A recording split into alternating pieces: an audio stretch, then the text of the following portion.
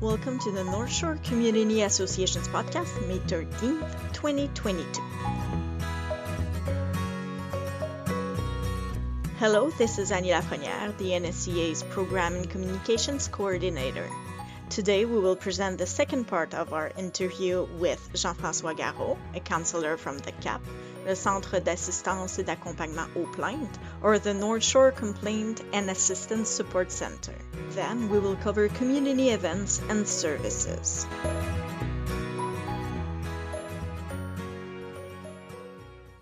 I understand that the CAAP also has a secondary mandate and a service for seniors regarding their rental leases called CAAP sur baie? CAAP sur le baie. Sur le baie. Which is a pun.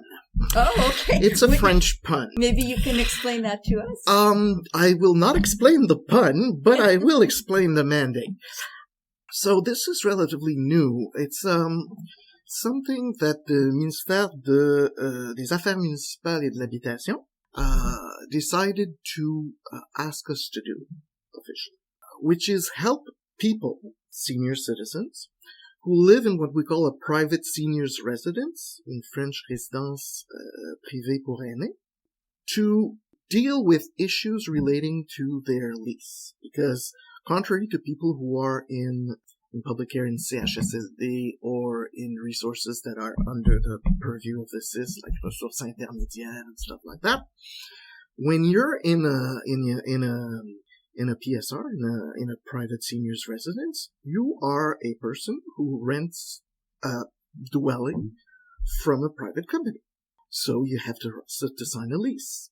This is subject to a whole lot of legal issues that are that can affect anyone who has a lease, but for seniors particularly, leases in private residence contain provision of services, like, for instance, meals, or some form of care, la ménage, all sorts of things that the institute or that the company provides you,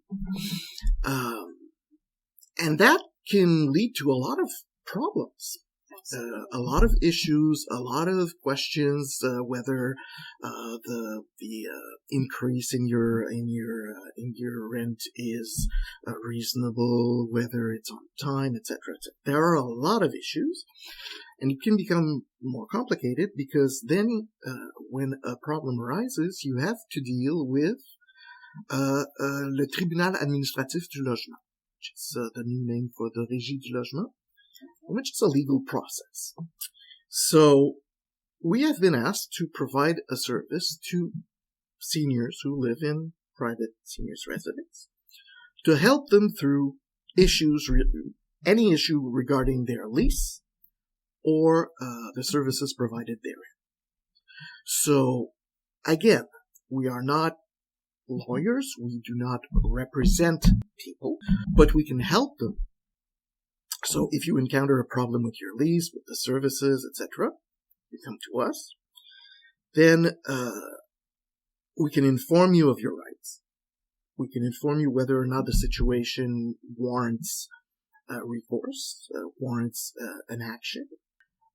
We can provide you with a service that we can say intercede between you and the owner, so as to arrange an amicable arrangement, so as to arrive at a solution without going through the elaborate process of the tribunal.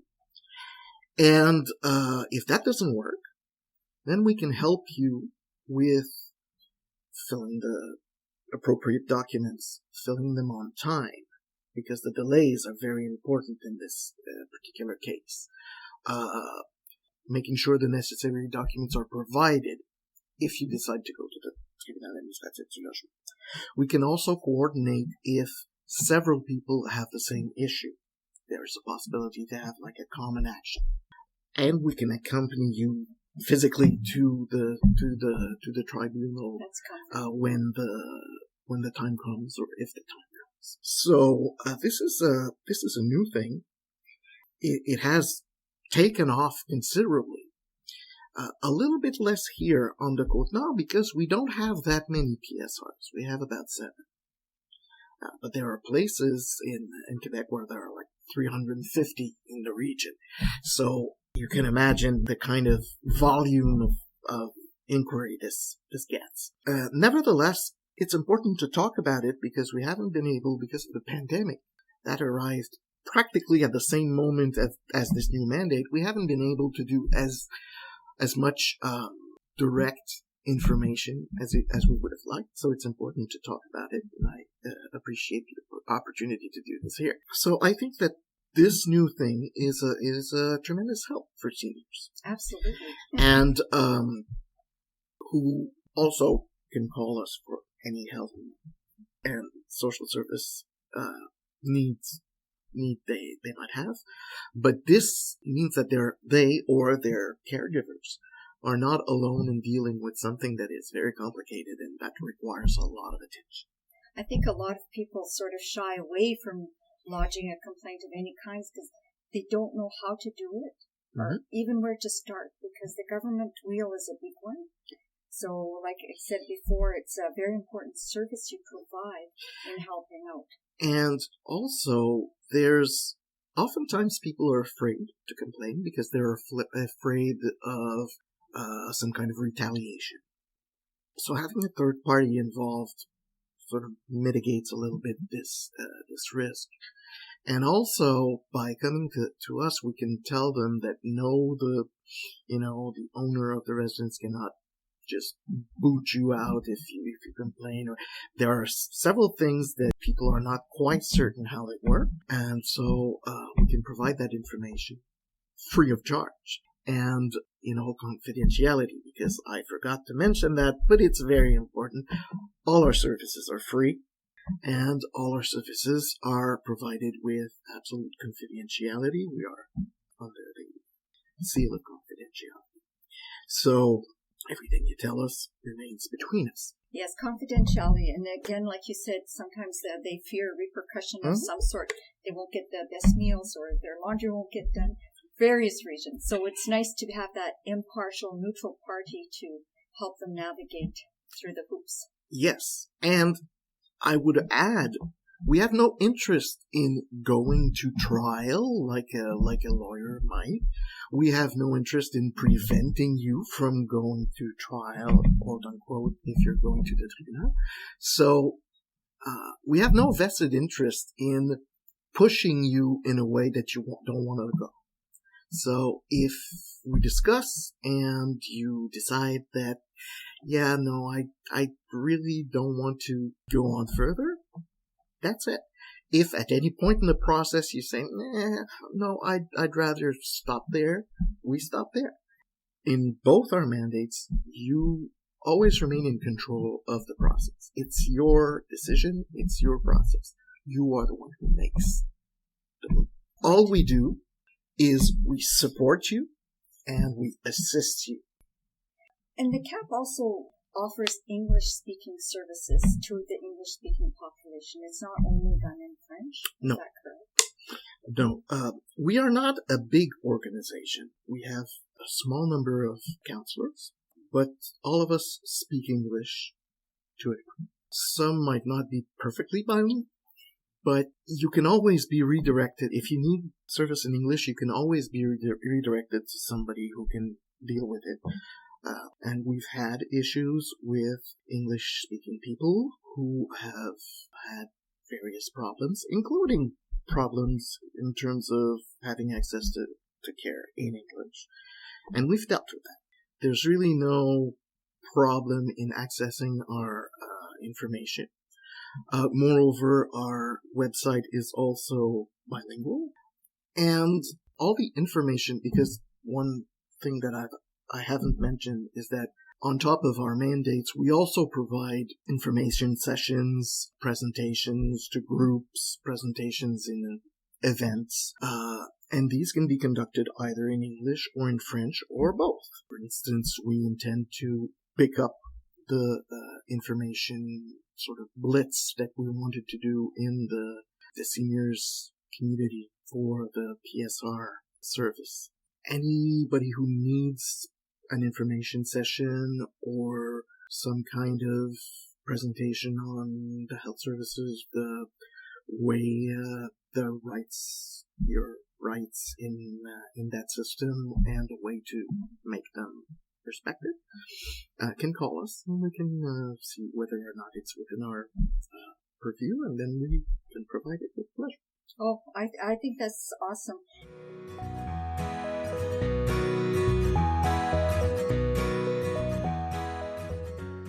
There will be a book sale on the 26th and the 27th of May in our office of sept-îles from 9 a.m. to 3 p.m.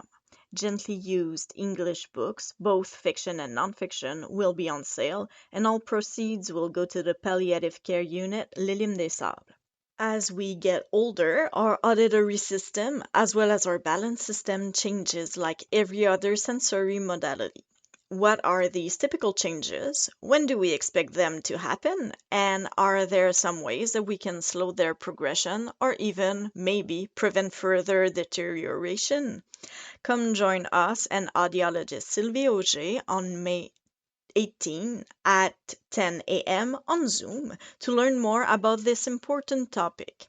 Ms. Auger obtained her master's degree in audiology and speech therapy from the Université de Montréal and is sure to provide a lot of pertinent information. A reminder to students from the North Shore region who are studying in the field of health and social services that the deadline for application is Monday, May 16th, 2022 at 5 p.m. for the McGill bursary. You don't want to miss the opportunity as you may be eligible for financial support through this program.